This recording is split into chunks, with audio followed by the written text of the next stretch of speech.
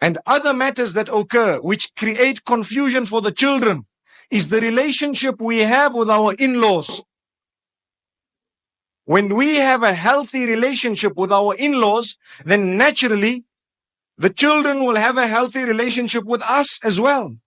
But when there is chaos and confusion, when it comes to the relationship with in-laws, in that particular case, there will be chaos and confusion when it comes to our own children.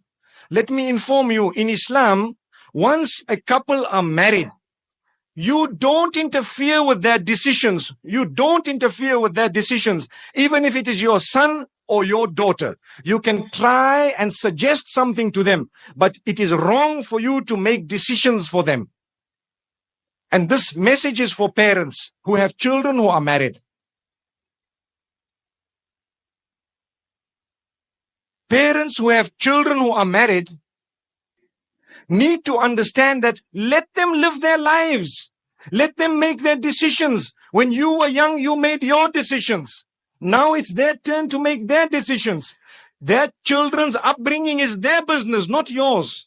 Now they are married. They need to start a life of their own. Many marriages are suffering great turbulence. A lot of them even break because of interference from parents on both sides. And it's a fact. It really is a fact. Across the globe, this is a problem. And we don't understand as Muslims. Take a look at the Prophet ﷺ.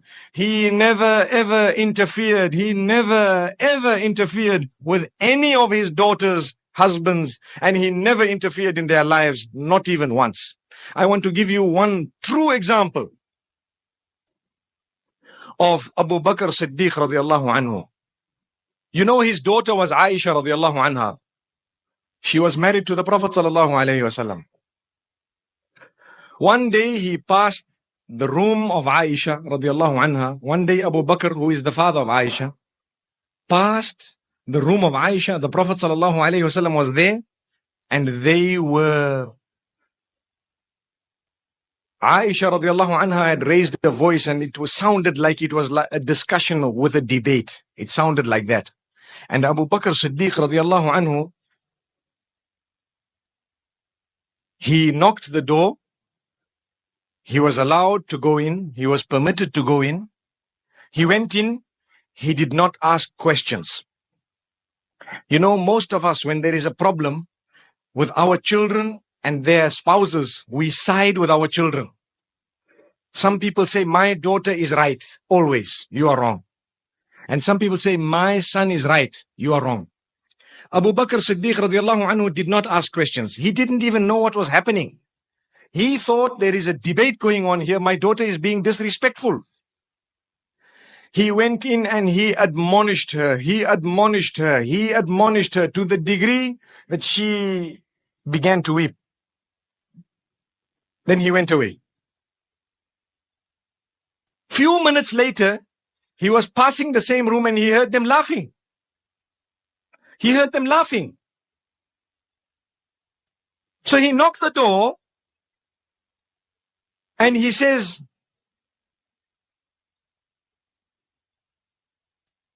Ashrikani, this is the Arabic term, fi silmikuma. Can you allow me to take part in your peace in the same way you made me take part in your war a few minutes ago? Moments ago, I came in and I took part in your war, which means the term war is used, but it was not a war, meaning when there was a problem, I came in. Now, when you people are happy, can I come in again? And the Prophet ﷺ began to laugh and he explained to him, look, there was no problem at all. You overreacted. There was no problem at all. But why I'm mentioning this is, if we are to interfere, it should only be to rectify our side. That's the interference. To rectify, to admonish, to be strict. But we cannot begin to make decisions for others.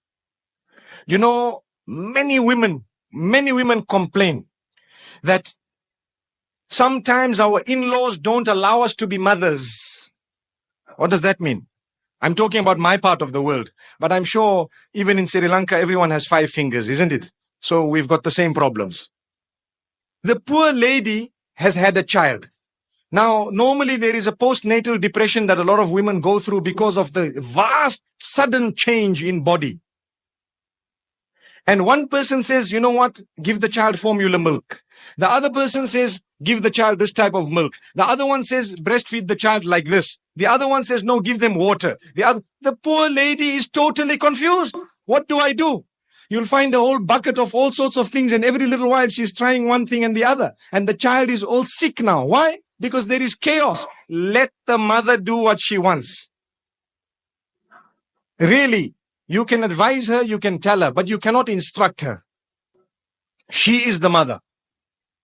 And some people get so passionate. They don't allow mothers to be mothers. They want to be the mothers. Everyone wants to be the mother. And this is a sickness. It is happening across the globe. We need to rectify it, because we will not be able to move forward and progress as Muslims unless and until we understand what parenthood is all about.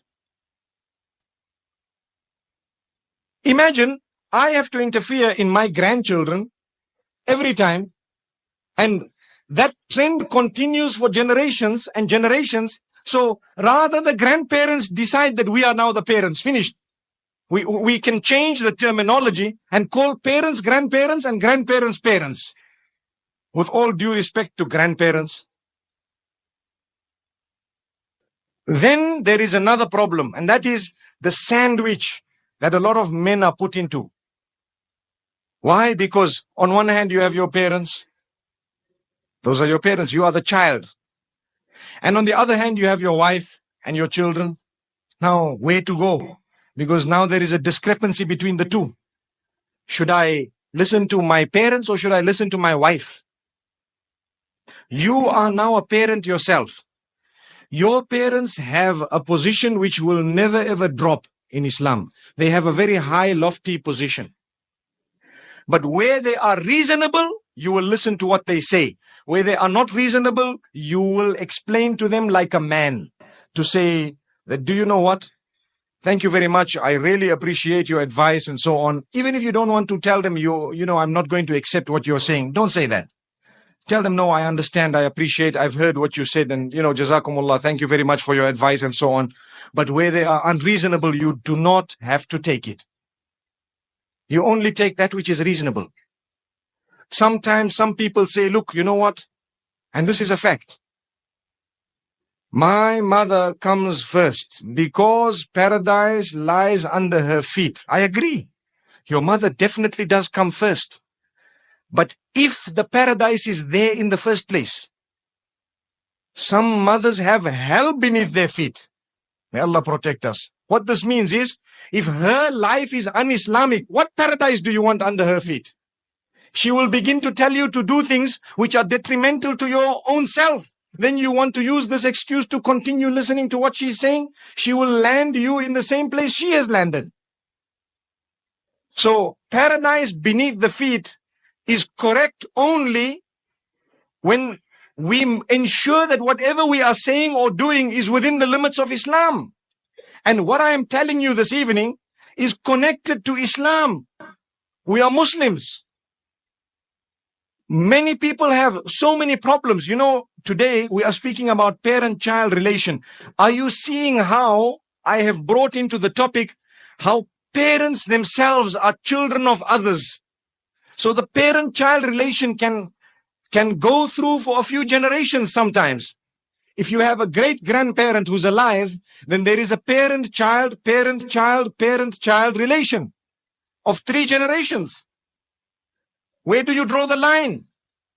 You need to give the freedom to those who are married to live their lives according to what they feel is correct, on condition that it is within the Islamic limits. The minute they decide we don't want to read Salah, you tackle them. The minute they decide we don't want to dress Islamically, you tackle them. You can interfere. The minute they decide we don't want to read the Quran and the Sunnah, you tackle them. You can interfere. But whether or not they want to eat out or in is not your business.